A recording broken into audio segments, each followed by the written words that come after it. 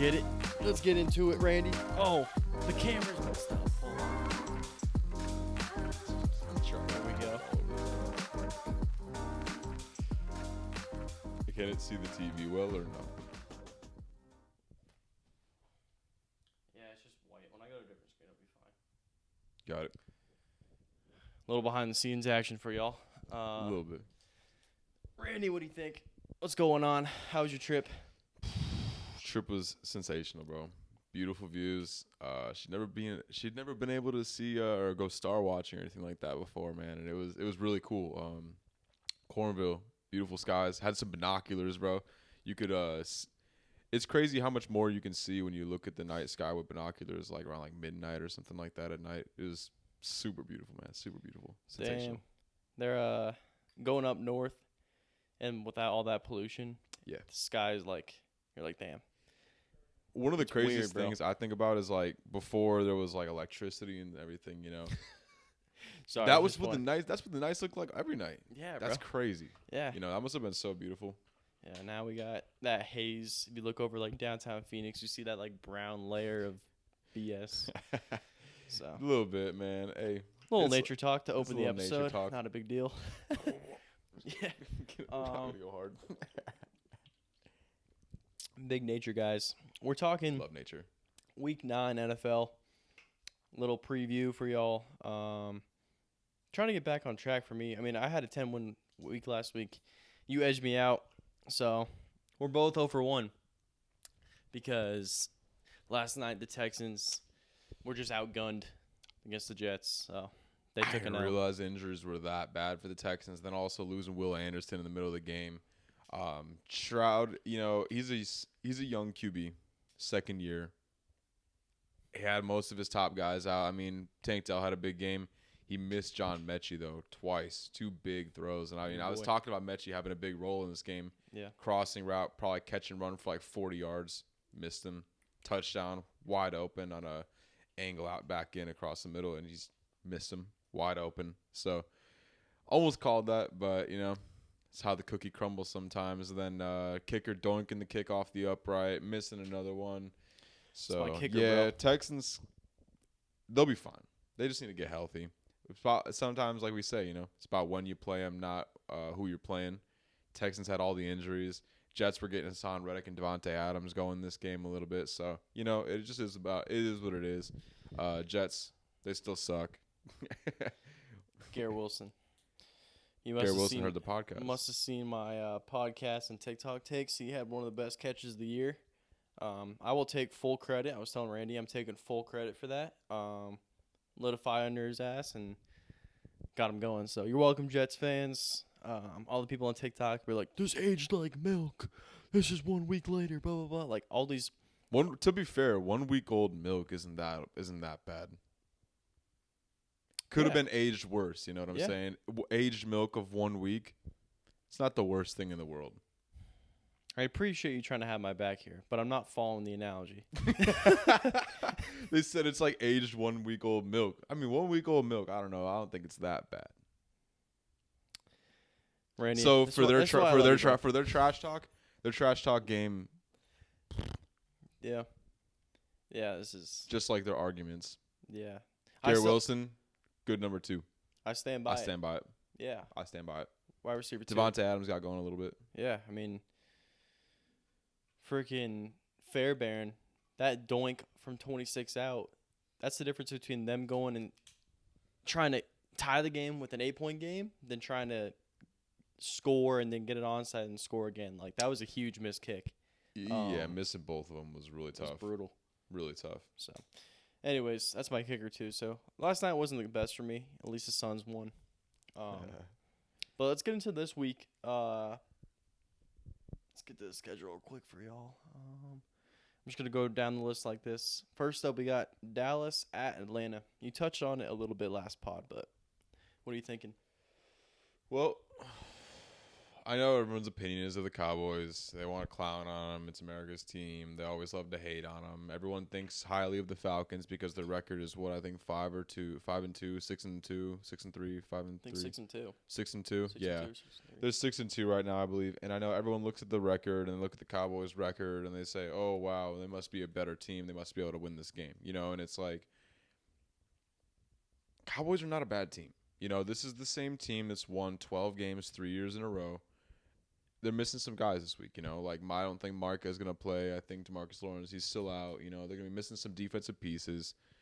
This passing offense, though, of the Cowboys, I still have faith in. Dak puts up production, whether it's with or without a number 2 receiver. He still puts the ball in the end zone. This Falcons pass defense, I'm very low on. So I don't really think they're going to be able to affect the Cowboys that much. And if you're not affecting Dak Prescott and he's able to sit in the pocket and pick apart a defense, he's very capable of doing that with or without elite weapons. Like, he has CeeDee Lamb. Beyond that, there's no one really to write home about in that offense in terms of major weapons. But the Falcons overall, I've said for weeks, they're a soft team. They have no defining trait. They try to run the ball. They're not dominant. They're effective. They're not dominant, and it's like when you're an effective, not dominant team and you're soft on both sides of the ball, I think the Cowboys are going to have a chance to get an upset in this game. Who you picking? I'm going to go with my instinct and I'm going to go with the Cowboys in this game. I do think it's still Kirk Cousins. Like people talk about, the record 6-2, the Falcons have invested so much money into Kirk Cousins and they have all these expectations of being a really good team. They can lose any week. They just played the Seahawks at home, got blown out, and it's like DK Metcalf went off versus them. Yeah, this Cowboys team is very capable of pulling it off an upset, and I think that's why the spread is what it is at 3.5 points for the Cowboys in this game. And I know I've mentioned to you before the podcast, so each week I've been doing picks basically. I'm working with some sports betting. And I've been working with player stats specifically each week. Been really consistent with it. When I was doing strictly just player props, I was 23-25 over a 3-week span. So the one that I really do like this game is Dak to have 2 or more passing touchdowns versus this Falcons defense. No pass rush. Safety's good. Cornerbacks average.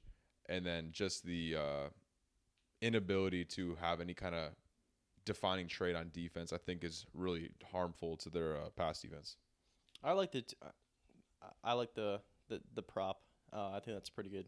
I think they're probably gonna have to be playing to keep up or from behind, and they're probably gonna have to throw the ball a lot. So I like that pick. As far as the game goes, I get the whole Cowboys like. I don't know. They got to get a win somewhere, and I don't think the Falcons are like this crazy team. I think when they're on, they're scary. Like when everything's firing on offense, they're pretty tough to beat because you saw Kirk go for 500 yards against a good Bucs team. That was before they were banged up. You know what I mean? And that was with Godwin. That was with Mike Evans. So when they're firing on all cylinders on offense, they're pretty tough to stop. It's the defense that kind of worries me with that team. And I do think that Dak is probably going to have opportunities to expose this team, but I'm still going to take the Falcons. I just think they're the better team overall. In Atlanta, nothing from the Cowboys has shocked or really stood out to me, but like, dude, have given me any reason to pick them. I do see what you're talking about with like this weak secondary, kind of soft on both sides of the ball, but yeah, I'm gonna pick the Falcons. I think they're just better overall. I like them at home, and yeah, that's pretty much it. Home teams get 3.5 points typically, 3 to 3.5 points every week. So Yeah. I mean, they're basically saying these teams are fairly even, and like that's not what the perception is right now. People look at the record of the Falcons and they look at how their offense has been playing over the last month. I don't know what's up with the Bucs pass defense. I know they shook up the cornerback room and they got a lot of young guys playing right now, but they played the Buccaneers twice and Kirk Cousins had about almost 800 yards passing and like 5 touchdowns in those 2 games versus the Buccaneers. So that's kind of in people's memory right now. And I think people are going to realize, like, this Falcons team is pretty soft. They look like a one-and-done team in the playoffs right now to me when I watch them. I don't really see any kind of physicality or tone setting that wins into the playoffs with them. So I think this is a game that they're very capable of dropping. Fair enough. Let's go to Miami and Buffalo. I like the prop. I like the one thing after it. I think it flows nicely too. So good idea by Randy there. Miami at Buffalo. What do you think? Well, Bills have beat the Dolphins 16 out of the last 20. It's a pretty good stat. The spread's only 6. I think it should be wider. Personally, I think the Bills have shown a consistency on defense. I think they've shown a physicality on both sides of the ball. They take the ball away on defense. They surprisingly get after the QB fairly well. They've been able to run the ball more consistently, though, over the past month of the season. And getting Ray Davis going is really impressive to me. Nobody seems to be able to get Josh Allen on the ground, and especially not this Dolphins defense. This Dolphins defense is soft. Their offense a little bit soft too. I think they run the ball well, but just overall, talking about the Falcons being soft, the Dolphins are another one of these teams, very explosive but very soft as well. And when they're playing a Bills team that's kind of re-identified themselves, bless you, re-identified themselves with some run game and offensive line play. We talked about it. Josh Allen sacked 10 times through 8 games so far this season. I don't know if they had a bye week or not. I think they might have. But the one prop that I do like this game is Ray Davis to have 25 or more rushing. I do think whether it's the Bills get a wide margin of a lead in this game, or whether they just grind out the game with the ground game. Their offensive lines have been playing extremely well. I think they're going to mix in Ray Davis, and he's been averaging a really good yards per carry as well when he's touching the ball. So it's plus 140 for this game. It's a good bet if you want to do just solo by itself. But Ray Davis have 25 or more. I like the Bills -6 as well. Yeah, I think the Dolphins look better offensively, but like you said, this defense is not good, and the Bills are probably going to be able to run and kill the clock. If I'm the Bills, I think the game plan is feed James Cook and Ray Davis and kind of let Josh Allen take the weight off his shoulders, because this might be a game where, say the Dolphins get the ball first and they go down and score. I could see Josh Allen going back to his old self and I have to force this to get going. You know what I mean? I think he's past that, but I don't want to just completely disregard what we've seen from him over the past 3 or 4 years, and he's been in the league of getting down and thinking he has to play Batman, Superman role and try to get this team back in. Lean on your run game, lean on your 2 stud tight ends. You brought in Amari Cooper, use him. He's questionable. I think it's a wrist injury. It's a weird, he'll probably play. Yeah. Shakir, obviously, Keon Coleman's growing. You have weapons.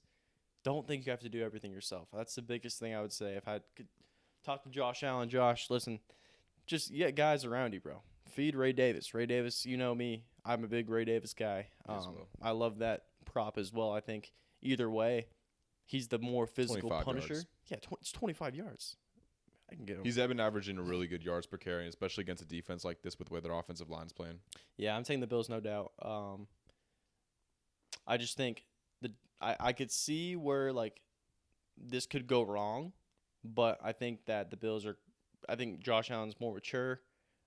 Even the pick last week he threw wasn't really on him. You know, it was a slant. Corner made a good play. Yeah, it was just a good play. So I'm taking the Bills, no doubt. Point differential for the Bills in the last 2 games against the Dolphins. Do you have any guess? Say it again. Point differential for the Bills in their last 2 games against the Dolphins.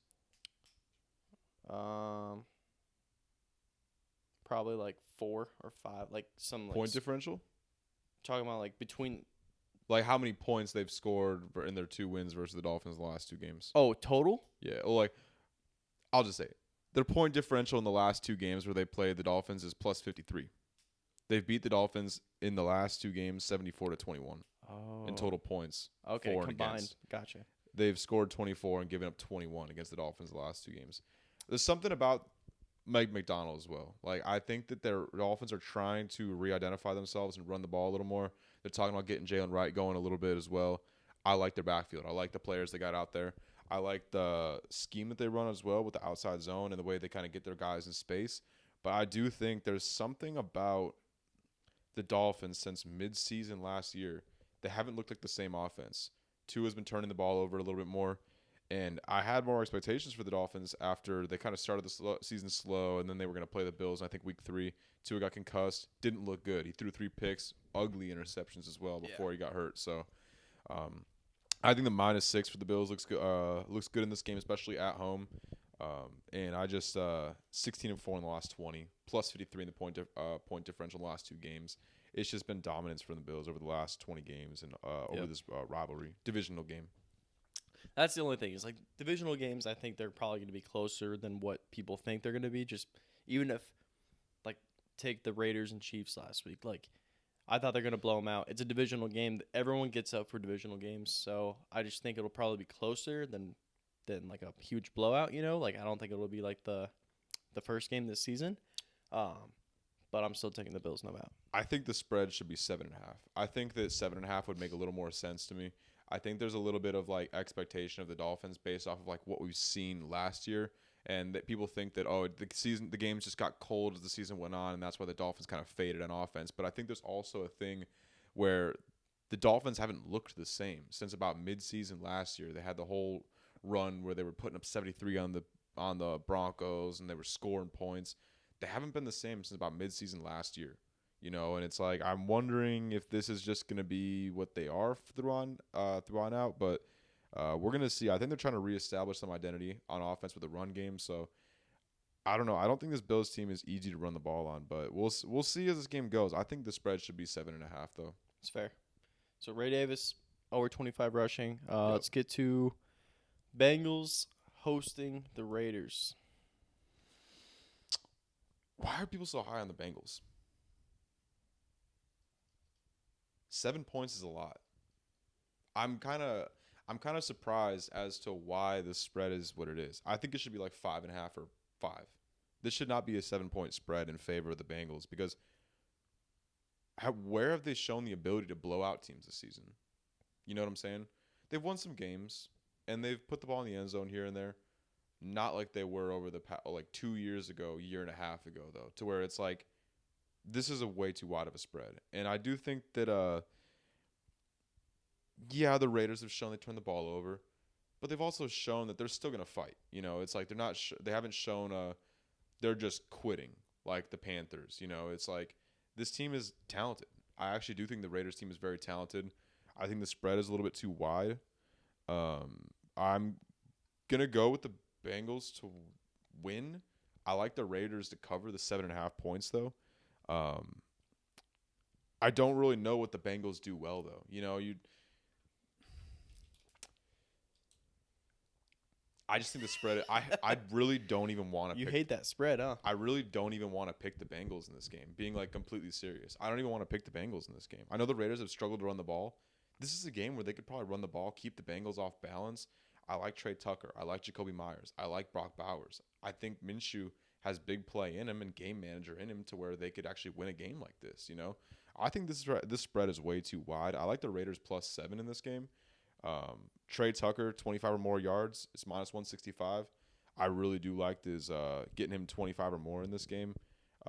We've kind of seen that he's had some lower output games, but over the past 4. But it was against really good defenses. You know, this is a softer defense than the Bengals that I think the Raiders could have some success against. And I don't think the Bengals are going to win by 7 or more. But you're still taking the Bengals. Go ahead and talk about what you want to talk about, and I'm going to think about it. All right. Because I have the I didn't even pick a winner in this game. I just like the Raiders +7. Really? Yeah, I don't think this is like a sure Bengals win. Like this is actually like surprising to me that the spread is what it is. I think this is like just previous expectations of what they are instead of what they've shown on the field. Do you have your prop for this game? Yeah, it's Trey Tucker to get 25 or more receiving yards. I missed that. I was freaking looking at No, the it's camera. okay. Yeah, so like with the props, like in this game, Trey Tucker getting 25 or more, I think that this Bengals pass rush, it's it's Trey Hendrickson and who else? You know, so it's like when you're talking about a defense that's not going to get after Gardner Minshew, it's probably going to turn the ball over. This Raiders defense can get a takeaway or two, though. You know, it's like this Raiders defense is not bad. They're still talented. You know, they still get takeaways. They still get after the QB with Max Crosby. You know, it's like they still have weapons on offense. They have a dominant winner in Brock Bowers. He looks like the number one tight end in the league right now. You know, him and George Kittle are up there. You know, so it's just Whoa. he's leading all tight ends in production. I know. I'm just kidding. But People I don't think people realize that because the Raiders aren't like winning a lot of games. They still went into Baltimore and got a win when they were 8.5-point underdogs. You know, this is a weird spread to me that I don't like at all. I think the Bengals bounce back pretty heavily. Yeah. I think Eagles coming into their place and Hurts just freaking big bodying people into the end zone and like having that type of game. I think the Bengals, if their defense doesn't step up,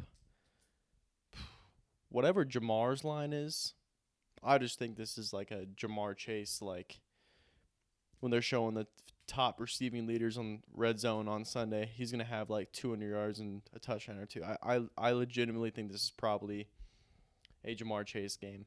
It just has that type of game written all over it. I think they put up a lot of points. I don't really love anything the Raiders got going, to be honest with you. I guess Crosby and freaking Wilkins. I don't know. I think the Bengals bounce back pretty heavily this week. I'm taking the Bengals. I don't even think it's really going to be that close. I don't even hate the spread, to be honest. So Yeah, personally, I think that I get that. I just feel like that a lot of this expectation on the Bengals is what they've shown in the past instead of what we've seen on the field this year. You know, like what we've seen on the field this year is not the same team that we've seen over the past couple of years, you know, and it's like, what do they do well? Like when you look at the Bengals team, what do they do well? What wins them games? they got Joe Burrow, and they got Jamar, and they got Jermaine Burton, Chase Brown, Gesicki. Do you think they almost lost to the Giants in New York? The only reason why they won was because Daniel Jones just looks at his one read and panics when it's not open, or just throws it anyway. You know, like they almost lost to the Giants in New York. I think the Raiders are going to be able to run the ball this game. I like their weapons still. I think they make plays as a team. Like this team is talented. Like people are too low on the Raiders, I think. Just because they've lost some games now. QB turns the ball over, yeah. But it's like I've said, if they can win in the turnover differential, this team has a chance to beat a lot of pretty talented teams. You know, so personally, I'm just gonna go with the Raiders in this game. I'm gonna go with my gut. I think the Raiders are gonna cover the spread, if not win. So I'm gonna go with the Raiders as a pick, just because it's a gut feeling I have in this game, and I like Trey Tucker's over to go over 25 yards. Don't take the over under on the passing yard or receiving yards, but you go into receiving, you find his yardage 25 plus. I like that. Rushing and receiving. Is that what it's called? Just receiving. Just you just receiving? go into the game. You go into the receiving totals, and you go into Trey. You find Trey Tucker. You go 25 or more. You don't go 20, 28 and a half or whatever his over under is. I like 25 or more. Go with that line. He'll get that. All right. Fair enough. Let's go Browns, Chargers. Weird game here. I was talking to Hayden Kind of about a fun game. a little bit about it at the gym. He took the Chargers. I think he was leaning more toward Chargers. I don't know. I just think Herbert's playing well, so I don't know. It's tough because both these teams have good defenses. Chargers have been sneaky good on defense all year long. And the Browns, obviously, they got guys to make plays too on that side of the ball. I think it comes down to quarterback matchup and coaching. And I think I'm going to pick the Chargers as well here because, I don't know, I think they're starting to figure stuff out on offense a little bit. I think Ladd McConkey's really coming into his own. He's, like, talk about a true number 2, bro. He is, like a next Adam Thielen type of guy. You know what I mean? Like an elite receiver, too. He's around there.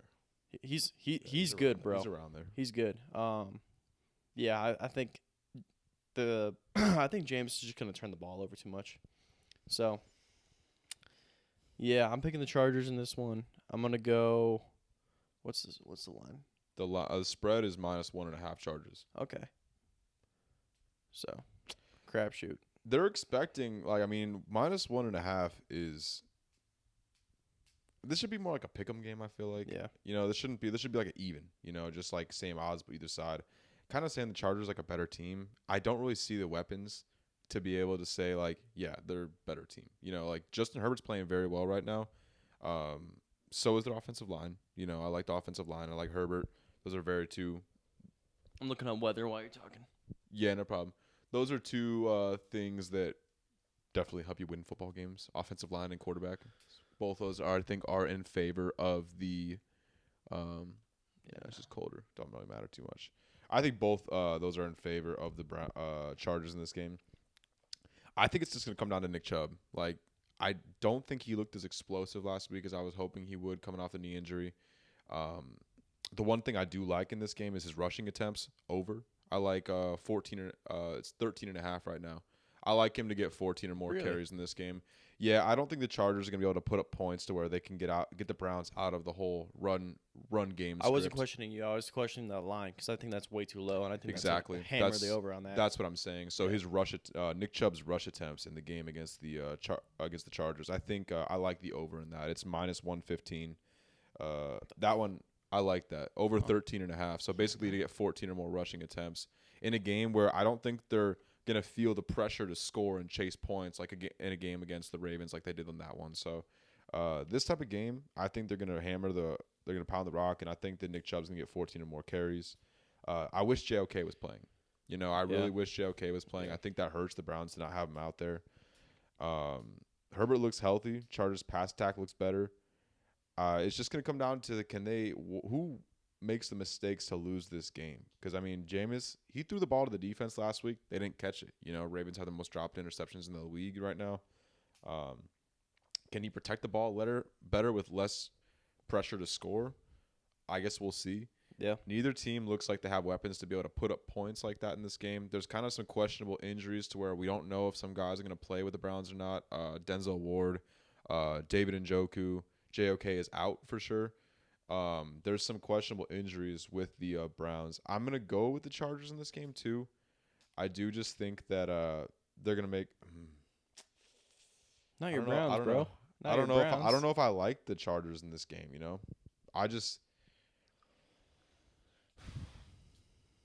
going to go with the Chargers. I think just the better coach wins this game. I think that Herbert's playing really well. So I'm going to go with the Chargers in this game, but I do think it's going to be very close. The spread, it's about right. I think this is a coin flip type of game. I'm just going to go with better coach, better QB, better O-line, and I'm going to go with that. But I do think the Browns are going to make it easy. And I think if JOK was out there, I might flip this in the Browns' favor, but it's just too bad he's injured. He's a difference maker for them. Yeah. It's a tough one. It's a tough one because you have basically like in terms of team makeup, both teams want to run the ball. Both teams have good defenses. Yes. I think it just comes down to quarterback play. And I think Winston is going to turn the ball over more than Herbert is. And like the turnover margin, I think if the Chargers win that, they win the game. I think yes. Even if the Browns win it, I think they might have a chance late in the game to win it. I agree. So I think turnover margin, I know it's a pretty basic thing to say, but especially with a Winston-led football team, if he doesn't turn the ball over, they're probably going to be in good shape, But see, when we talk about that, I imagine Jim Harbaugh literally talking to his guys and saying, if we can control the clock with the ground game, win the field position game, if we cannot turn the ball over, we'll walk out with a win. And like I think that the better coach team is just going to do that. But Nick Chubb, though, I think he's going to run the ball a lot this week, a lot more. So that's what I like in terms of the prop this week. But I'm going to go Chargers, though. All right, fair enough. Let's go New England at Tennessee. What do you think off top? Looking at just pure instinct, I'm like, all right, Patriots are coming off a big win against the Jets. I think the Patriots are in rebuild mode and tank mode, and they might just purely be like, all right, we can't win too many games here. I legitimately think that's how some teams and organizations who are in a pure rebuild think. Like the Cardinals last year, they were in a pre-rebuild or a pure rebuild, but they went out and beat like the Cowboys, the Eagles, like Gannon's old foes, like kind of like giving hints of like, all right, we still have like we can compete on any like. Cardinals were pretty much in every single game last year, but I think there was a mindset in the organization like, hey, we're in the rebuild. I know no one wants to talk about purely tanking because you can't really do that because you're going to lose the entire organization's buy-in, fans, all that kind of stuff, you know what I mean?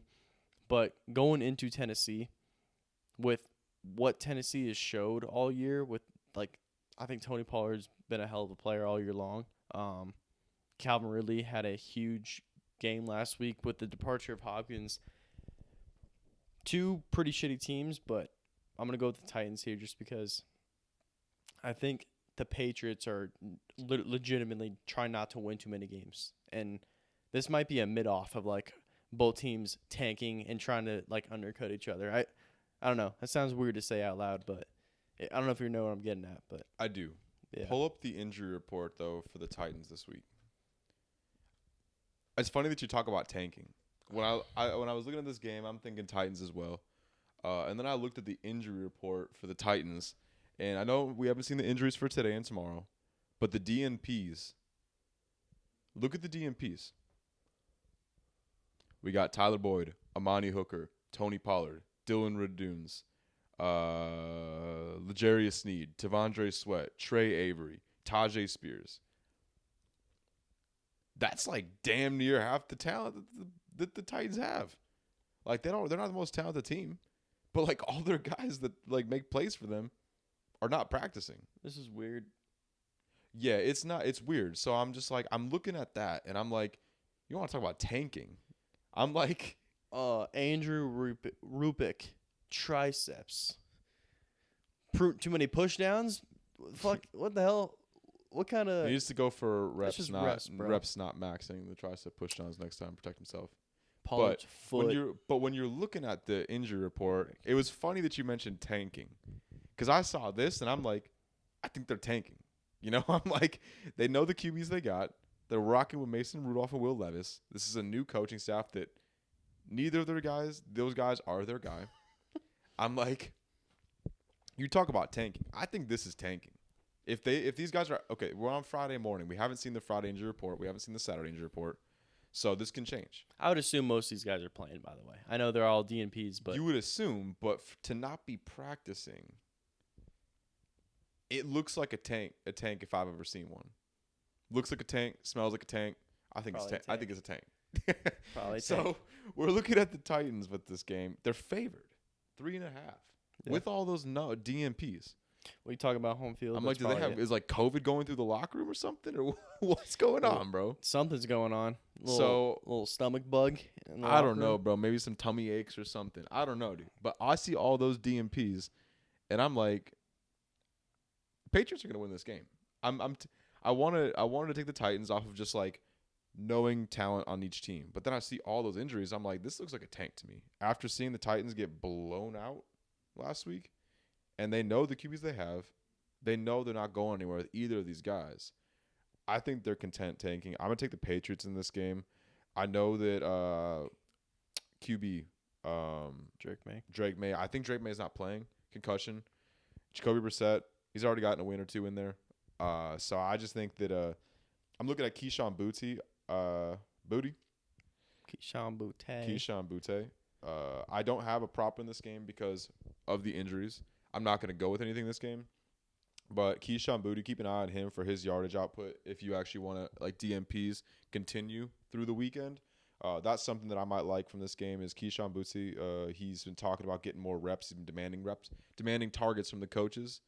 He's had 25 or more in the last, I think, 3 or 4 games. He's starting to gain some attention of the coaching staff and the offense as a whole. So he's under the radar, I think, first or second year player, was an undrafted guy out of LSU, and he's starting to make some plays for them. Set them up in the goal line to score last week versus the Jets. Had the big touchdown versus the Patriots too. He's kind of a playmaker for them. So I'm keeping an eye on him. terms of output production wise.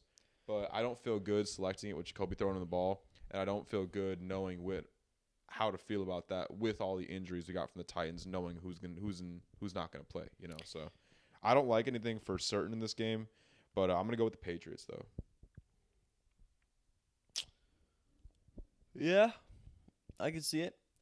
Like this game is just kind of like battling for position in the top 5 of the next year's draft. Really. Yeah. Top 6 at least. Both of them are gonna be up there. Oh, for sure. Top. Patriots might win another game or two if they're pulling one on the Jets. It's like you never know. That's just scares me. I think just complete opposite directions. Coming off a big win against the Jets, they're trying not to win a bunch. Titans coming off a freaking blowout. They're like, all right, we got to do better than that for our fans here coming back home. Oh, what's that stat? Oh, the stat of teams after they play Detroit. You heard that, right? On the PFF podcast? Yeah, teams are like 0 and whatever whenever after they play Detroit. Titans just played Detroit. Just saying. I have to throw that in there. I forgot about that until right now, until we're talking. So, yeah. I'm going to stay with my Patriots pick this week after seeing the DMPs, and I think this I'm going to roll with that theory. All right. Titans it is for me. Patriots for you. This next game is just it's an interesting one because I love Jaden Daniels, but like I don't know if I'm a Giants fan at heart or what's going on, but I just think this game is going to be very close for whatever reason. I don't know. I just think this is such like a Commanders, duh. Like Daniel Jones, quarterback play, coaching, like everything lines up. I think Daboll's a good coach, but the Commanders are just rolling coming off that high. This might be a little bit of a trap game for them, divisional trap game. Giants have been they were clawing their way back into that, and then Daniel Jones just fucking does what he does and throws the game away. I don't know. Close game here. What's the spread? It's 4 points. All right. 4 points Washington. All right, so they're in kind of the same boat. I think they think it's going to be closer than I think most people just look at the game and be like, "Huh, Commanders are the better team," I'm going to take Commanders. I just feel like it's dumb to pick the Giants like straight up. But I don't know, man. It's just a weird game. I don't know what do you think about this? We've seen now a couple games with the Commanders this season where they just don't put the ball in the end zone. This Giants front seven's playing very well. It's Friday morning. I want to know if Tyrone Tracy is playing. I think Tyrone Tracy's been kind of a difference maker for this Giants offense so far this season. I think Washington's kind of due for a loss. They're 6-2 right now. Couple of wins in there they probably should have lost. I think they should have lost to the Giants the first time they played them. Got lucky the Giants kicker just blows out his knee or whatever happened. And then they couldn't kick PATs. Yeah. Scored 3 touchdowns, no PATs, lose 19-21 or whatever because the Washington kicked 7 field goals. And then they went off of a Hail Mary last week against the Bears, and it's like there's something about the Washington and their ability to put the ball in the end zone. I think they're missing playmakers right now. I think that this looks like a 10-win team. They look like they're going to win like 10 games, 10 games. But I think they're going to lose some games too just because they're the point of where they're at. There's a reason why they were drafted number 2 overall. There's a reason why they signed all these veterans because the team isn't very good. They wanted some stability. They've gotten it. This Giants front seven is very talented. I think that the Giants were able to run the ball really well last time. The one prop that I'm looking at for this game is Wan'Dale Robinson to have 5 or more catches. He has had 5 or more in every game except for the first time they played Washington. I think this contingent on whether Tyrone Tracy plays, because I think if Tyrone Tracy plays, they're going to be able to run the ball more, and this is not going to be something that goes Wan'Dale's way. But I think if Tyrone Tracy is not playing, Wan'Dale is an extension of the run game for them with his quick passing game. He helps them stay ahead of the sticks. They give him a lot of volume and targets and receptions, easy touches. He's an extension of the run game, but it's going to be contingent on if or if not Tyrone plays. So I am going to go with the Commanders. Don't feel good. Commanders. Commanders. I don't feel good about it. I do like Wan'Dale's receptions if Tyrone Tracy is not playing. If Tyrone Tracy is playing, they're going to run the ball more with him. But yeah, I just think that the G-men with Daniel Jones, do I like the I have the Giants circled, but I just like, as I'm talking about it more and Andrew Thomas is not playing, like they ran the ball really well with Devin Singletary last time. Tyrone Tracy's playing, I'm going Giants. If Tyrone Tracy's not playing, which it looks like he's not, I'm going Commanders. That's not how this works. You got to pick a team, brother. You can't hedge. All right, bro. I'll just take the Giants then. I'll take the Giants. All right, fair enough. I mean, this game is going to be close. It's going to come down to a possession. Yeah. For as good as everyone thinks the Steelers are, the Giants were driving down the field, one-score game. Punt return was the difference in the game. That was literally it. So, say we want about the Giants. They're very well coached, and they have that. That front seven. Brian Burns is playing out of his freaking mind right now. If you watch that guy, Lawrence too, bro. Yeah. I think he's just a given, but just Brian Burns. Yeah. He's the guy that they went out and prayed they would get. He's the guy, you know. Yep. Yeah. Commanders. I don't know. It's such a trap. I almost want to pick the Giants too, to be honest, but I think I'm gonna stay with Commanders. I gotta stay with my pick that I had already. Yeah. But look out for that Wan'Dale Robinson over 4.5 catches. Tyrone Tracy's not playing. That should look good. Am I reading this right for our next game? Saints are favored by 7. They're playing the Panthers. Okay. Tickets for as low as $19. That's where we're at, folks, in Carolina. You're you could either get a Chipotle burrito with guac, or you can get tickets to a fucking Saints and Panthers game, bro. Crazy comparison, but I love it. I love it. You can have a Chipotle burrito with guac, or a ticket to go see the Panthers and Bryce Young. Hey, we're in week 9. Yeah, this is bad, dude. Oh man. Maybe it's $19 that burrito with guac. Maybe if you get like the little kids chip bag, maybe that makes that $19. Now if you get a drink cup, your order is more expensive than a ticket to go see the Panthers play right now. My freaking, I don't know. This makes me a little fruity, but I get Poke a lot because I'm trying to eat healthier. My Poke Bowl is on par with, it's like $18.42. Yeah. Hey, large queso. You want to cut one out for a week and go see the Panthers? Low key, I'm taking. I mean Pokey rather than watch those bad bum ass team play. As low as $19. Dang. 7. I don't know. I just think this is just a weird game. Divisional games are always just so weird to me. Is Derek Carr back? Yeah, he is. Okay, Derek Carr is back. Olave's gonna go brazy.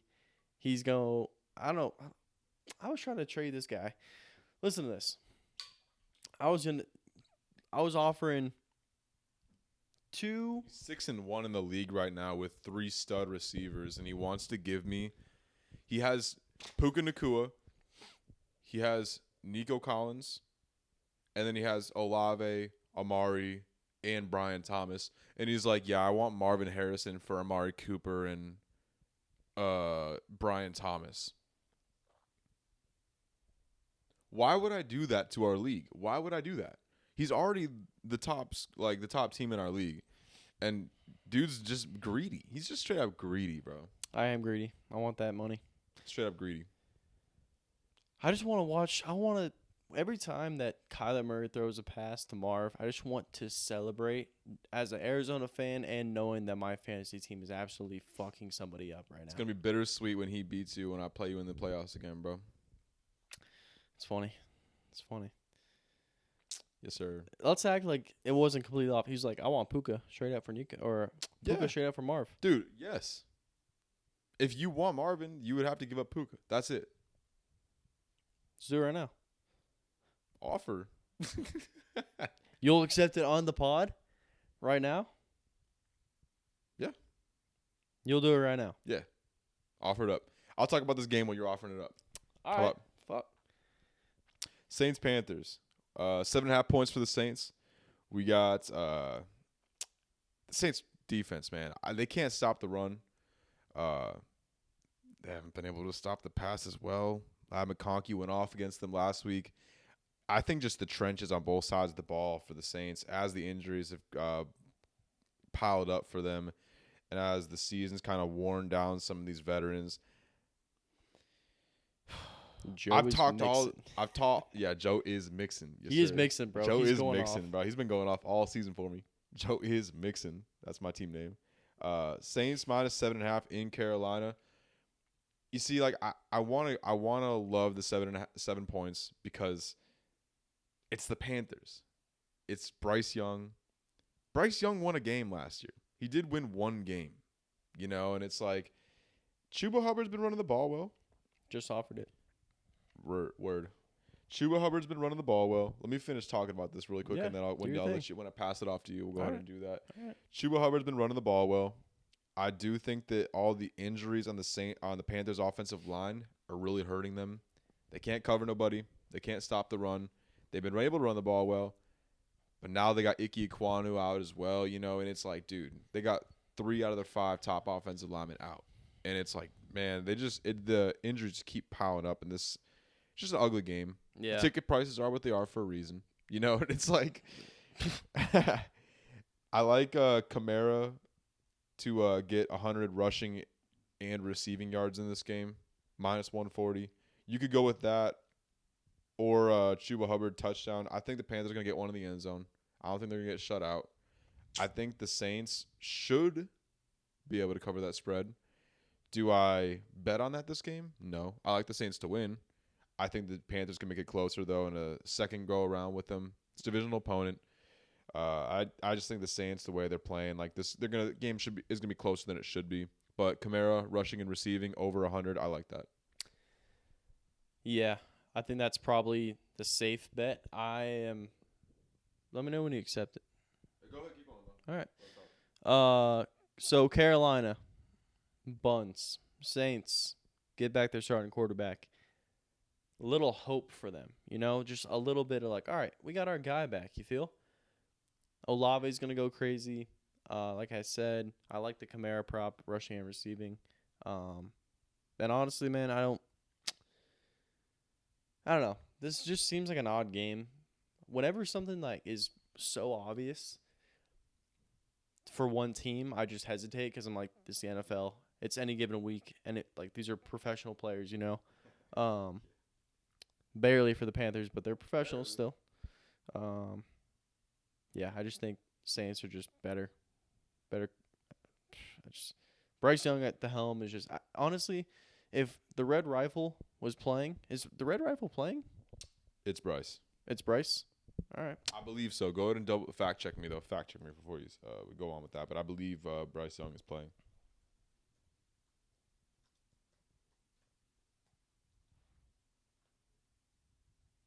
Trade is accepted, bro. When does that go through? Puka from Marvin, sir. When does that go I don't know. through, bro? Hey, we got 17 from them, and Jets D got me 14. Let's go, baby. Can I have? Anyway, go ahead and check out that injury report really quick. Just see if what's his name is out there. Andy Dalton. I believe it is Bryce Young, and the ticket price is telling me Bryce Young. You want to talk about that? Full participant. 4 turn to practice, but 8 players were held out. Either way, though. Either way. I think this game's gonna be closer than it should be. I'm gonna rock my Saints pick. I'm gonna add a prop in there real quick. What's your prop? Jalen Coker. I mentioned him last pod. Let me see what his numbers are. I would love to hear. I'll look them up for you though. If it's anything over 25, if it's like a 25 plus type of thing, like if there's good value on the 25 or more, if it's like minus 210 or some shit, I'd definitely add that. It's gonna be plus probably because he's a very little known player. You heard it here first. Jalen Coker. Dog. Absolute dog. Throw him the ball. Red Rifle. He doesn't have any props out for now. They don't have anything out for him right now. Cap. All right. I'm up on it more than I guarantee you. Come back to this video. Pause it right now. Remember this timestamp, whatever it is. Jalen Coker over 25 receiving yards. All right? All right. Over 25. Yep. Hey. I mean, with all the injuries and the trades with the Panthers giving up their guys, giving up Deontay, and then Adam Thielen being out, Coker being the two, basically, to Xavier Legette. Very possible. Yeah. Very possible, especially against the Saints defense that injuries everywhere. Trench has been bad on both sides. You know, I think 7 points is a little too wide right now, especially if Andy Dalton's back. So I'm going to take the Saints and stay with them, but I don't feel good about that pick, though, if Andy is back. And I just like Kamara's prop, though, for his production. 100 more yards rushing and receiving.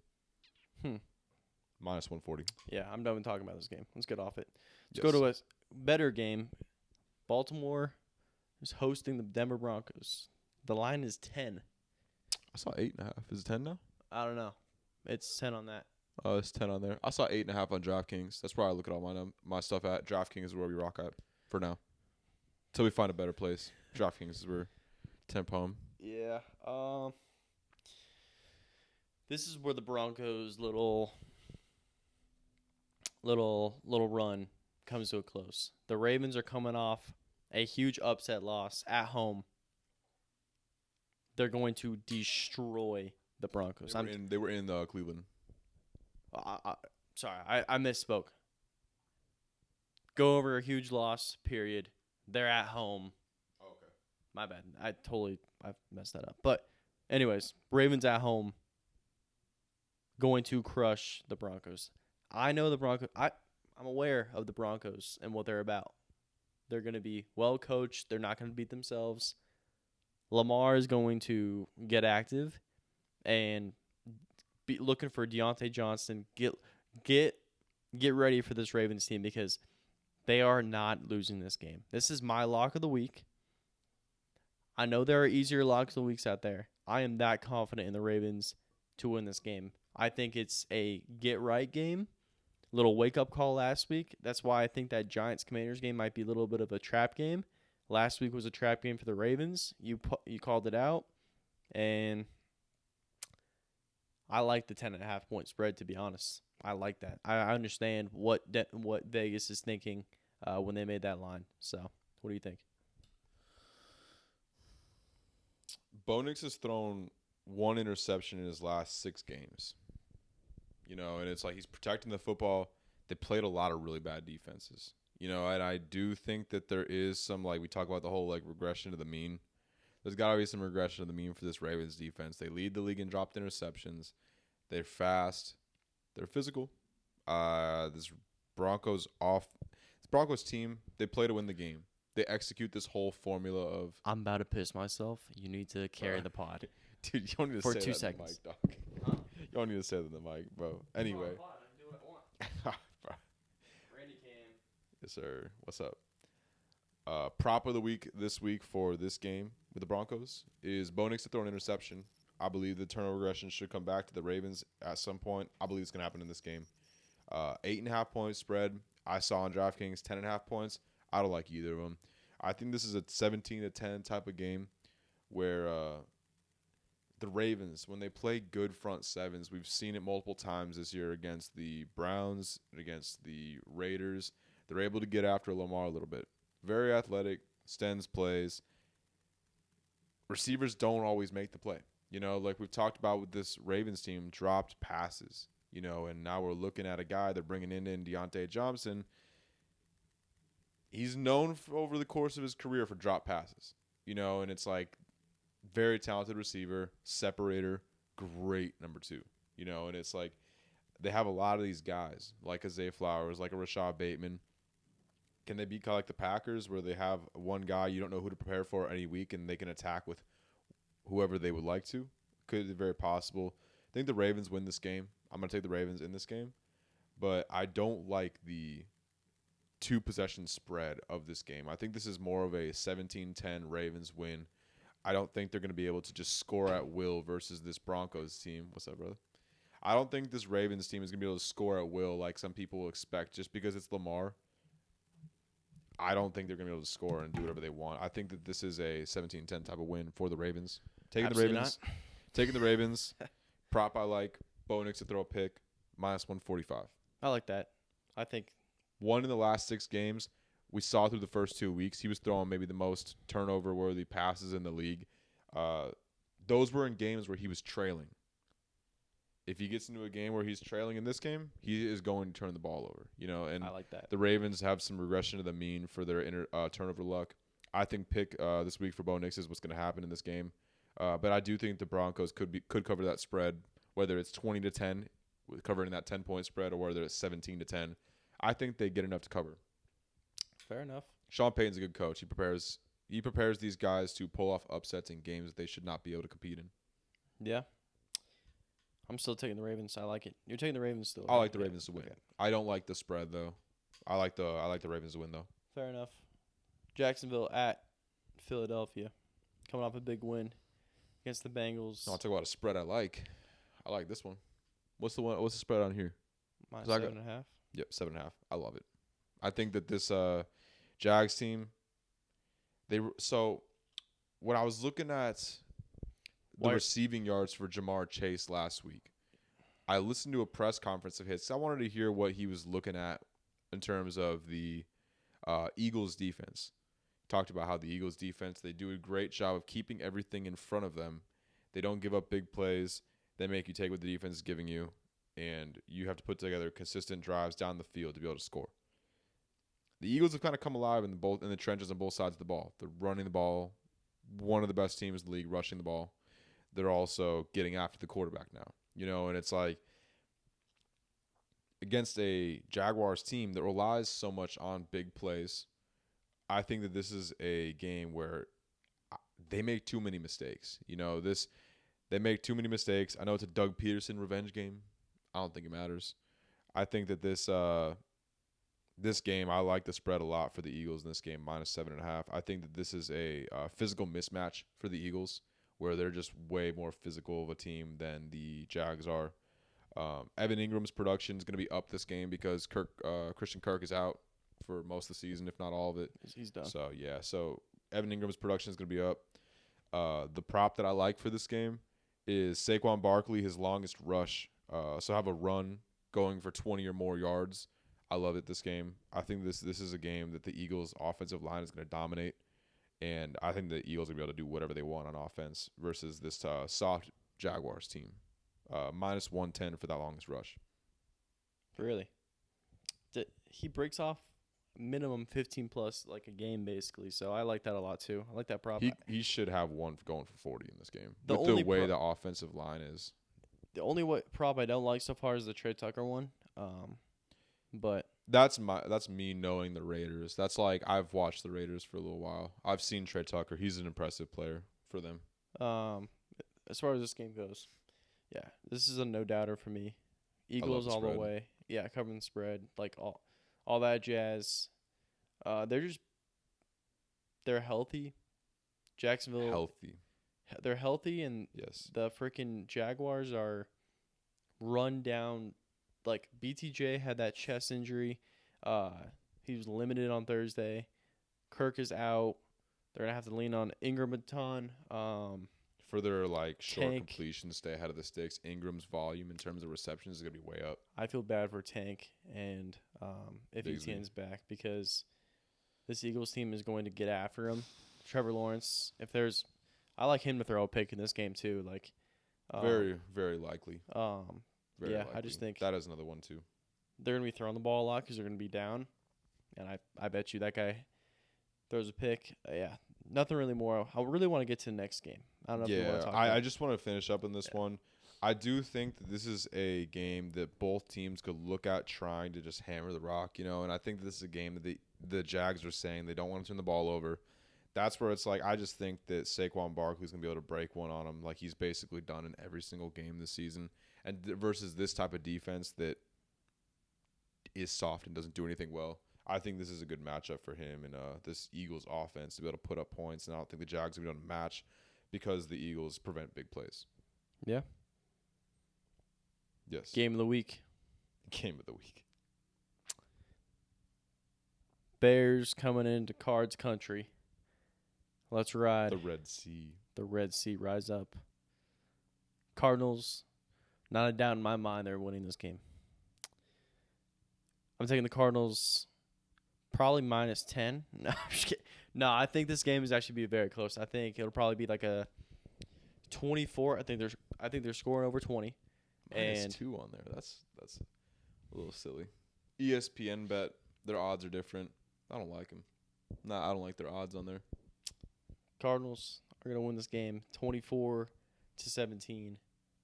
Mark my words right now.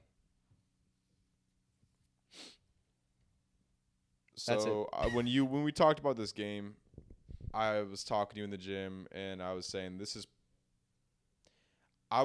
my lock of the week. I don't know if I'm going to go with a lock of the week. I feel very confident about it. I was kind of just talking shit to you. I'm going to be at the game, me and my girlfriend and I, my mom and dad, my sister and her husband, potentially too, all going to be at the game. Bears fans from Chicago. I feel very confident about this game about a couple things. I feel very confident the Bears defense shows up. My prop bet for this game is that Kyler's going to throw a pick, whether it's a tip pass off a receiver's hands. There's going to be a pass of his that ends up in the hands of the Bears. They take the ball away at one of the best clips in the league out of any defense. That's what they do. That's what Eberflus does. He preaches turnover margin, taking the ball away. Size disadvantage for the I talked to you about this. You know, you kind of laughed it off or whatever because you're a Cardinals homer. But Yeah. Size disadvantage for Kyler versus this fast and aggressive defense. You know, like they have big, physical, fast athletes that fly to the ball all over the place in this Bears defense.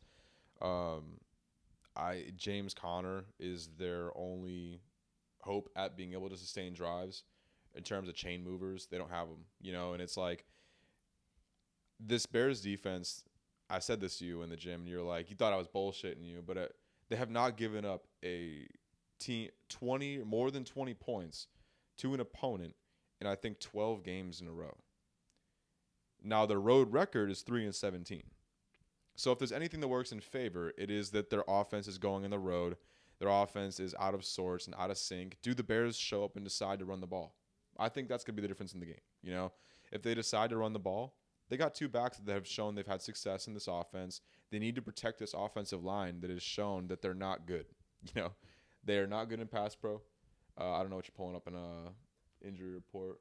Darius Robinson, DNP is back to back start the week. So Darius Robinson out again. You were talking about him being a difference maker for this game. Doesn't look like it's going to happen. Bears offensive line, not good either way. They need to be able to run the ball this game.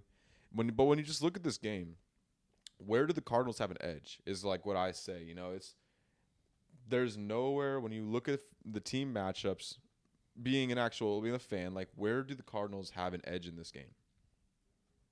Quarterback. Versus this defense, though? Caleb has looked like dog ass in every game that he's played a competent defense. I'm not saying that this is a top 5 defense in the league. Are they competent, though? They're very well coached, and you've seen against Herbert. Herbert was on a tear. They prevented him from getting into the end zone. That's the key for this game. That team is very conservative, and they kicked a lot of field goals that game. I don't think – I'm actually going to change my score prediction. I think there's more field goals for the Bears. Probably going to be more like I think they're probably going to kick like 3 field goals. So 9 plus maybe like a 22-24 game, I think. Going with the spread. 2 points. Oh, I wasn't even thinking about that. That's fair though. That's fair. Hey, I'm like Vegas. I think like Vegas, I guess, but yeah. I genuinely think that this Chicago team is not. The defense, no question. I'm not even going to argue about the defense. That's the one thing shows up every week. I know that. That's the only thing about the Bears Bears team that will show up every week and will potentially even win them games. They're going to have an opportunity at some point in this game. They're going to have an opportunity for a defensive touchdown. I think Kyler makes enough plays to get this done. This is why you draft Marvin. This is why you have Trey McBride. This is why you establish the run game early with James Conner. I don't care if Marvin versus Jalen Johnson though. You know, it's like, all right, if Marvin's gonna ever break out and be an All-Pro, it's gonna be the other way around. It's gonna be like shit. Well, Jalen Johnson has to go up against Marvin. That's where I'm creeping towards with Marvin is like I see the confidence growing like in the locker room talks after the game. He is not a big outgoing personality. He's not like a Jetta. He's never going to be rocking like all that bling. All that. He's a very to himself person, and I think that kind of hurt him in the first few weeks of the season, because coming into the league, you need that confidence in yourself, to be able to make an immediate impact. I think Neighbors has full confidence in himself. I think that's why he was probably the more efficient rookie receiver this year. I think BTJ has that confidence in himself. Marv is a slow burn type of guy, and I think towards the end of the year, you're going to be like, all right, this is why they drafted him 4th overall. Right now, there's a lot of conversation of like, who's the best rookie wide receiver? I think by the end of the year, looks like Brian Thomas. Playoffs or not, it's going to be Marvin and then everybody else, just like the draft. This is my prediction right now. Jalen Johnson, I wouldn't be surprised if Marv cooks Jalen Johnson this week. I'm being dead serious right now. I'm being dead serious because if you want to beat teams like this, you can't be scared to throw the ball to your 4th overall pick. Remember what I said about him in the review though? What's that?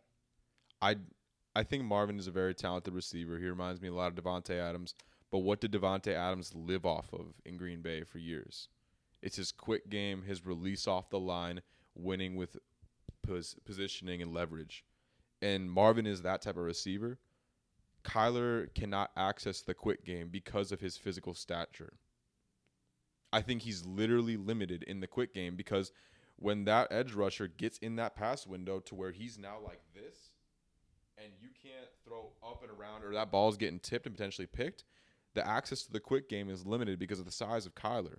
So I think that Marvin, he's a volume receiver. You get him like 14 to 16 targets a game, 8 catches, 97 yards, maybe a touchdown or 2. Red zone monster. It's like he's that type of receiver. He's not like what we're seeing where he's winning with these crossing routes. That's not him. He's doing it. He can do it. He scored a touchdown on it. But that's not who. But there's a reason why his production is down. You look at his yards and his receptions. His production is down from what his expectations were. He's scored and had 100 yards in 2 games. But if you look at all the other games, his yardages are low. His receptions are low. And it's because Kyler can't access the quick game. I think when there's Marvin to Kyler, I think there's a misfit in terms of skill sets of quarterback to receiver. In terms of Kyler's good with the play extension. He's good at throwing away from the defense, giving his guys opportunities to make plays. He's extremely talented at extending the play. But I think that when you look at Marvin, like he's built to be that Devontae Adams, win off the line, quick game monster, move the chains type receiver. And I don't think there is the fit in the offense with Kyler, given that Kyler is short and he can't throw into certain windows. Drew Brees, Hall of Fame quarterback, 5'9", bro. You can't use height as, and that was they built the offensive line differently, and also too, like when you got edge rushers and size on the D line against this Bears team like this, I mean they're gonna have to hold up. If they can hold up, Marvin can win down. He can win down the field. There's a reason why he didn't run a 40. There's a reason why his production overall has been down. Is because he is a certain skill set that I don't believe fits well with Kyler, which is unfortunate. I think if Malik Neighbors would probably look better with this offense. I don't hate that take, but I think Malik Neighbors or even Brian Thomas would be a better fit for Kyler. I think that Marvin is a volume receiver he can't get the volume because of the fit with QB. I think you're pigeonholing Marvin into a specific type of player. I think it's his best version of himself. That's my take, is that I think that's the best version of himself. I think that he can do other things. He's a very well-rounded receiver. But I do believe that the best version of Marvin Harrison is very similar to what we saw Devontae Adams be for his whole prime. Marv, pick me up. I know you're watching this. Marvin. I just traded you him. You got him now, so you better hope that he is what you're saying. I'm telling you. Got me Nuka. Slow Nakua. Slow burn. Nuka. Slow burn the rest of the year. I'm telling you. Watch McBride this game too. This is a huge game for McBride. If their pass pro can hold up. You're gonna witness greatness from McBride. Stop it, bro. What are you talking about? You're such a fan, bro. I'm telling you. You're gonna witness greatness. You're gonna witness greatness. I'm telling you. Come on, man. You're laughing right now. It's gonna be. Shit is not gonna be sweet come after Sunday, and I'm gonna be. The Bears are winning this game. I mean, Cardinals winning this game. That's fine. We can disagree. We were disagreeing in a good amount of games, so hopefully I can get up on the picks in this game in this week. So, Bears, I feel very confidently that the defense will show up. They will take the ball away. That is my prop bet for this game. I think that it's just going to come down to the Bears want to run the ball. We've shown that there are games where they should run the ball and they don't. They drop back 60 times versus the Colts with a 30% run to pass ratio. So, do they decide to run the ball? That'll make the difference in the game if they win or lose. Coaching disadvantage, we'll say that. Coaching, quarterback play, 2 reasons why the Cardinals are going to win this game. Even if you guys, it's cute. We're just going long this game. I'm like, bro. It's cute. No, I don't care. I don't care. We can do what we want. Yeah, I know. Try to run the ball. Dobbins, 2.5 yards of carry last week. Held in check. Swift is a different skill set. This Bears whole line is not even close. They can't pass pro well, but they do seem to actually be able to create some holes in the run game. Not better than the Chargers O-line. And look what happened last week.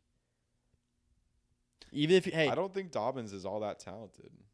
I think he's an efficient player. I don't think he's like the most talented runner though. What do you think DeAndre Swift is? He's not doing stuff that Swift is doing where Swift breaks dudes' ankles, he hurdles people. He has actual skill set in terms of moves, you know. J.K. Dobbins is very just efficient. He just takes what the defense is giving him, and if the defense gives him a big hole, he'll take it like 50 yards, but he's not breaking away like Swift will. Swift is a monster. He's a monster out of the backfield. There's a complete untapped side to DeAndre Swift that is not being utilized because they don't throw him the ball. My final thought on this game. Give all the credit in the world to the Bears defense. I think Randy is underestimating the lack of Bears offense in this game and how it's going to cost them. I think they're probably going to score on defense. That's the thing is that banking on a defensive touchdown to win your game is insane. I honestly believe that that's probably going to happen. It hasn't happened since week 1. This defense takes the ball away too much. There's going to be a tipped pass. There's going to be an attempt to throw a slant, and there's going to a corner that jumps in front of it. This secondary is whether Kyler Gordon plays, whether Stevenson is benched, whether Brisker plays, they have depth. And they are well coached throughout. They make plays in the ball. I cannot wait for this game. I'm going to be locked in for this game. You're going to be at it. That's going to be such a sick atmosphere. It's going to be fun. I got to teach my girl how to make sure we get loud on third down. That shit is going to be dead silent. You're going to hear the boom, the boom. All right, bro. Next game. Another sick game. Late window. Packers-Lions. Crazy game. I think they're playing the whole game with Jordan Love playing again. I think they're playing the game with it. I don't think he's going to play. They're doing this thing again where they say, they said Jordan can play even if he doesn't practice all week, but we're going to leave it till game time bullshit. I don't think he's playing. I think it's Malik Willis again. I think they feel okay with Malik Willis after the way he's played this year. It's going to be interesting. We'll see what we talked about. A lot of teams this year are doing this where they play bend, don't break on defense, and they play ball control on offense. They run the ball. They stay ahead of the chains. I'm expecting the Packers to have that game plan come into the game. 2.5-point spread in favor of the Lions. Packers run D, though. You know, like this is the weakness of this Packers defense is their run defense. Run game that they're facing, top 3 in the league. Offensive line, backfield. Montgomery had 3 touchdowns last time he went into Green Bay last year. You know, so it's like I don't think it was last year or the year before that. I'm not sure off the top of my head. Either way, he's dominated them when he has played them. So that physical tackle breaking run style that Montgomery has does not match up well with the Packers defense where they do miss tackles. They can get mowed down by physical offensive lines like this as well. So I'm going Lions in this game. I like the 2.5-point spread. I think they win by 3 or more. I just think this Lions team, health. You know, Packers team is not healthy right now. If you look at the injury report for the Packers, they have a lot of players not practicing, not going to be there. Malik Willis has looked good. He is still Malik Willis. You know what I'm saying? So we'll see come game time who ends up playing. But I'm expecting Malik Willis to be playing limited practice. Jordan Love's limited? Questionable. I don't think either quarterback makes too much of a difference. I'm gonna stick by the Lions pick, but I do think that the Lions run game is just a big mismatch for this Packers defense, and I think that Jordan Love does turn the ball over, and Malik Willis is due for a bad game either way. So I'm gonna stick by my Lions pick. Lions all day here. I think coaching. I talk a lot about coaching, and that noise is so annoying in the background. Sorry if y'all can hear it. It's just I'm living in a newly renovated or like newly constructed area, so we got a bunch of trucks and noise in the background. So I apologize if y'all are hearing that. But yeah, this Packers team is banged up. Jair's not gonna play. Another corner's down. Jacobs is limited all week. That's probably just rests. They might be playing a little cat and mouse game like you talked about with Jordan Love and Malik Willis. Either way, they'll have a good Evan game Williams plan. has been a big player for them, though, too. Rookie safety. Yeah. He's been making a lot of plays for them, though, too. So, I'm going to take Lions. I think that 1-2 punch is going to be a problem. The reason we picked them to win the Super Bowl. And, yeah, I just think the Lions are just a better team right now. And, like you said, Monty's shown that he can just feast on this Packers team. He's played against them 2 games every single game of his career because he was in Chicago for a while too. So he's familiar going into Green Bay. He's not no stranger to this type of game, you know. So I'm typically does play the Packers pretty well. Yeah. So I'm going Lions too. You want to talk about anything else? So the prop of the game, I don't really like any of them in this game, to be honest, because there's contingency on injury with quarterbacks and stuff like that.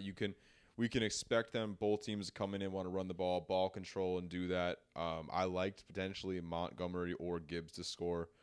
But the problem with that is you pick one, the other could score 2, and then one doesn't score. You know, so I don't really like any of the props in this game. One of the running backs to score, you're flipping a coin. So it's just it looks like they've been feeding Gibbs the ball more too. So I don't know. I don't really like any props specifically in this game, but I do like the Lions -2.5. I think Goff turns the ball over. He's playing really well. He's playing clean though. With the way they run the ball too, you think that like that's gonna be a pick? That's a tough one. I think Goff throws a pick. I just type of game. Xavier McKinney leads the league in picks. I would not be surprised if he gets another one here. Yeah, especially if the Packers go up early. I don't know. I just have a feeling. I don't think they're going to be able to pull away from this Lions team. That's the thing is, like, I think that the game script is always going to be able to be there for the Lions to run the ball the entire game. They're not going to get down by 20, you know, so it's like they're going to be able to run the ball all game. I feel you, but I think the way that Goff is playing, that's kind of careful, bro. I'm not betting. It's probably gonna be plus like a 150 because Goff is playing very clean right now. I'm not going to throw money on it. I wouldn't be surprised though. So don't take my word as gospel, all right? But let's go Rams, Seattle. What do you think? What do you think? What do you think? What do I think? No, I'm just kidding. Rams have won 5 of the last 7. That's what I think. Puka had a weird injury in practice, but they said it's not serious. So I don't know if he's going to play this game, but Cup is back. DK is back, I believe. I think he's out. Is he? It doesn't say if he's out or not yet, but it's DNP for Wednesday and Thursday this week. Get mixed. He is ruled out for week 9. Where? He obviously changed the Colts to the quarter. I saw if you hit back, yeah, you can see it looked like it said DK Metcalf ruled out for week 9. Okay, 24 minutes ago. Wow. I saw it was DNP for Wednesday and Thursday, and I was anticipating him being out in my notes. Boom. All right. Well, that makes my pick easier too. I'm going Rams. I think Rams are getting healthy at the right time.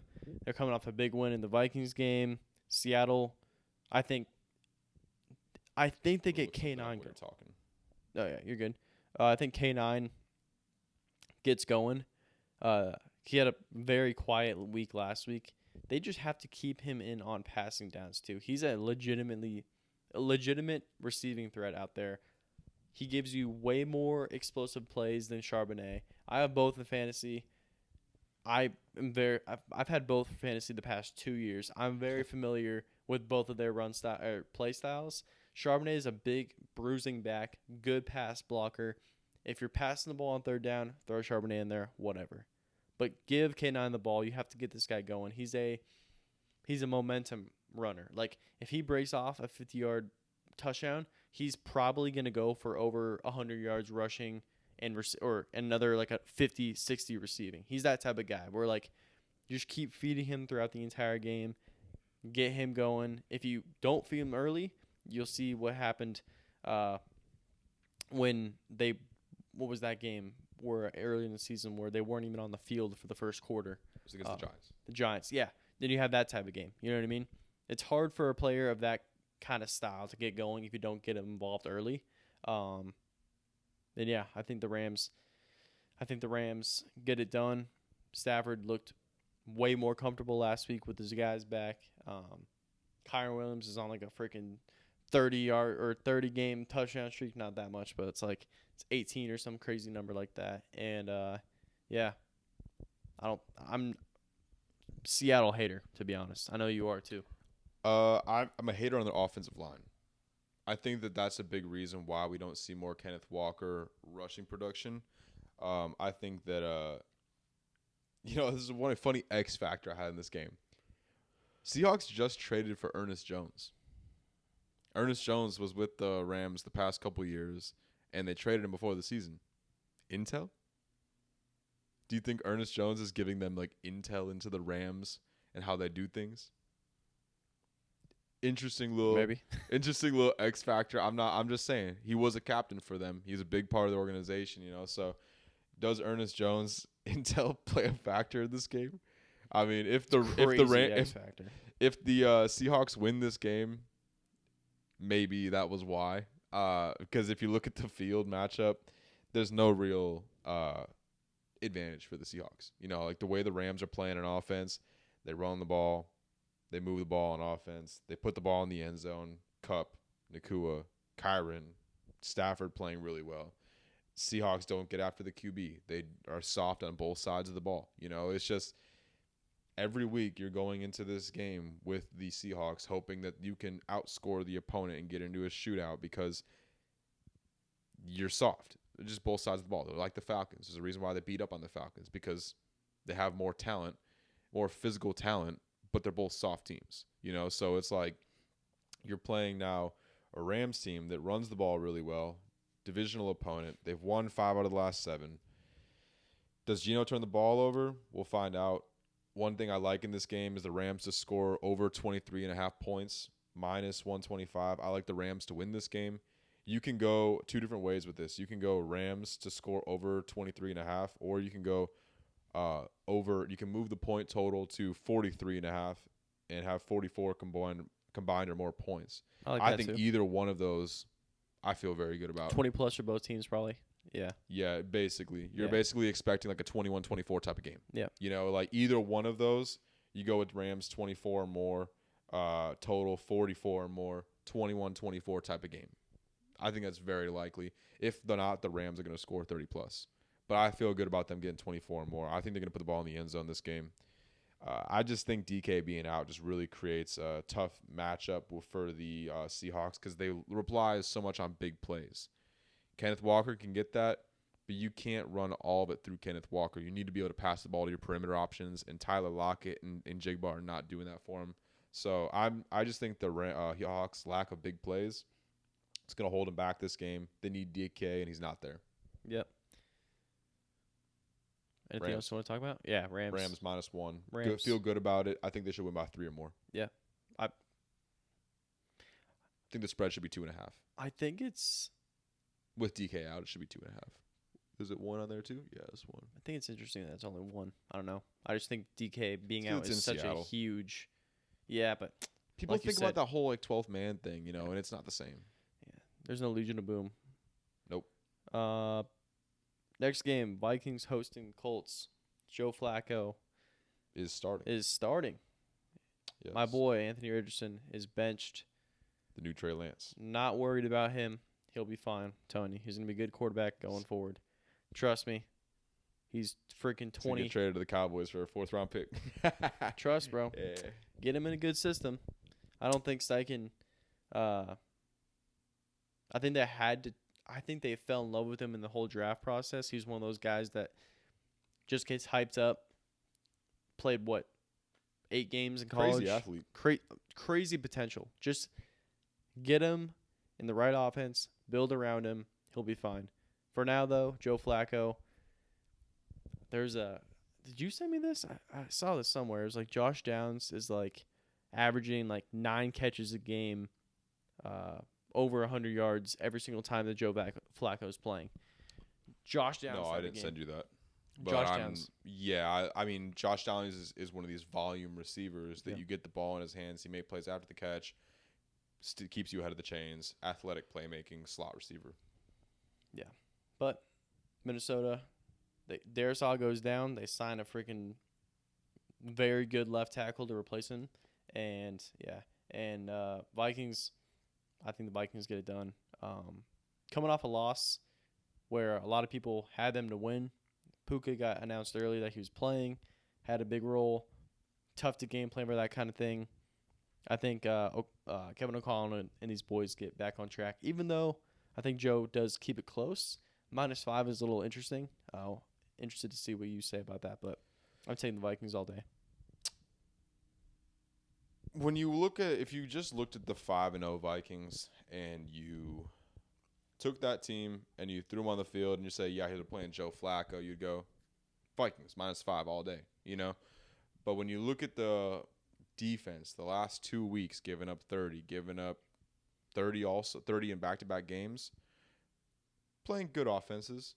This is also a very talented offense.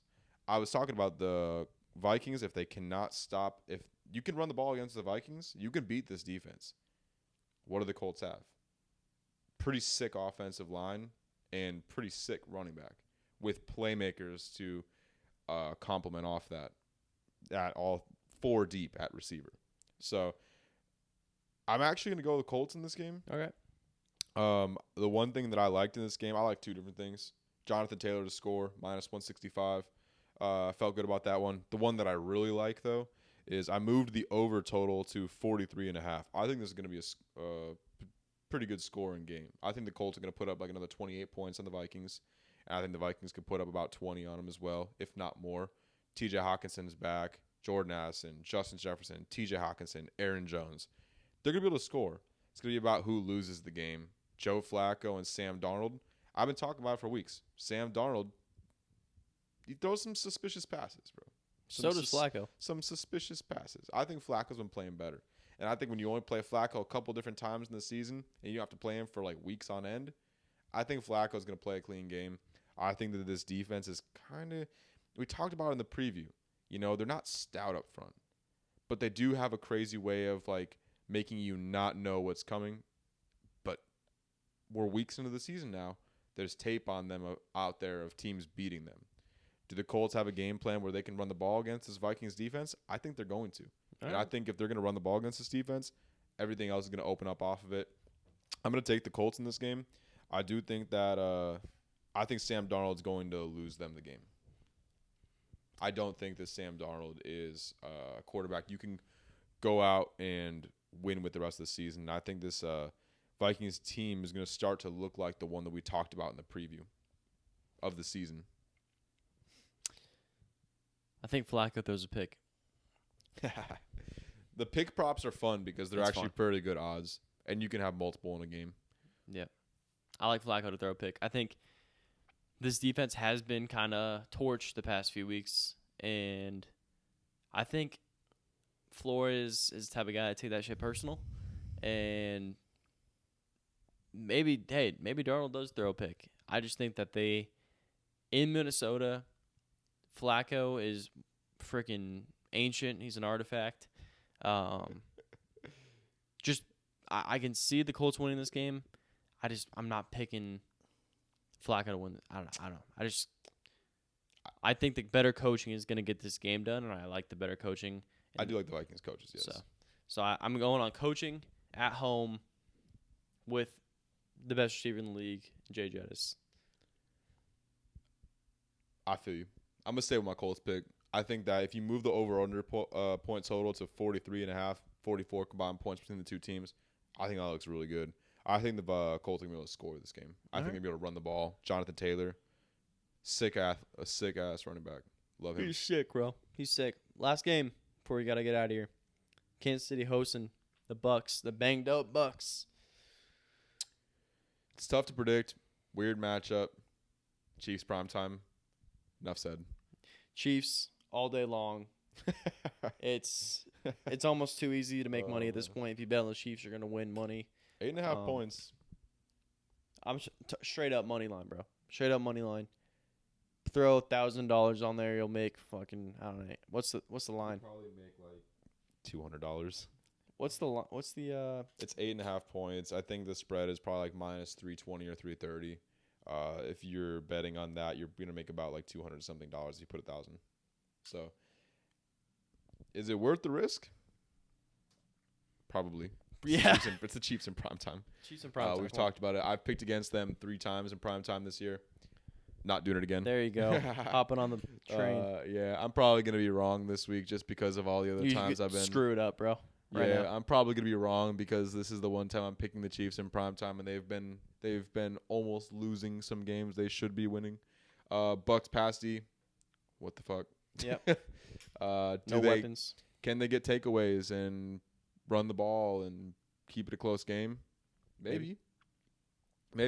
I think can the Bucks cover the spread? Can they sustain drives?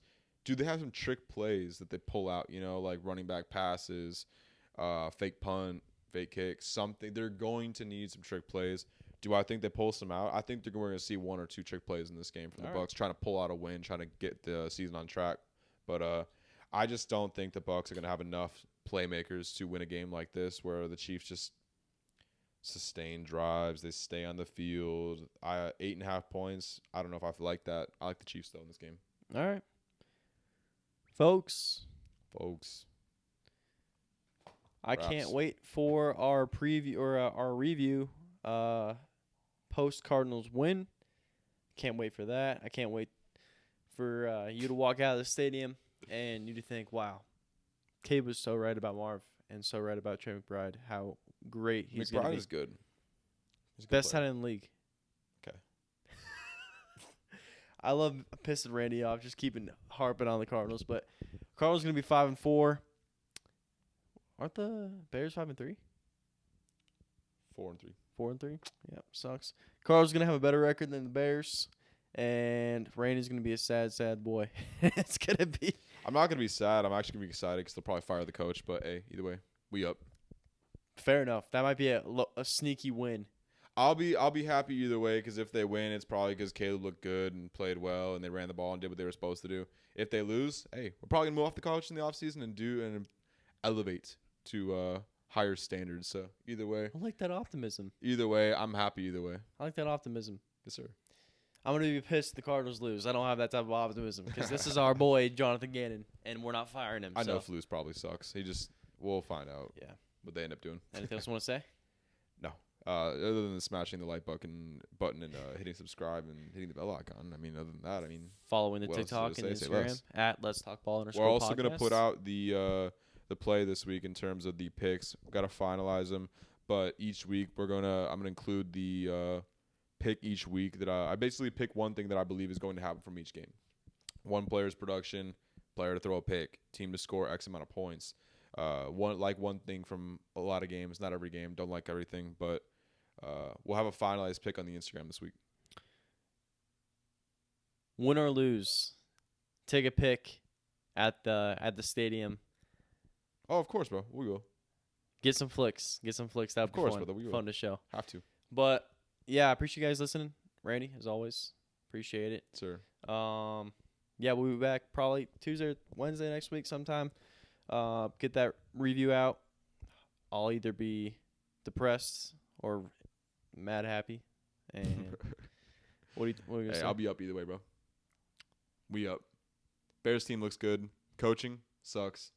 Peace. Go Cards, baby. Yes, sir. Peace.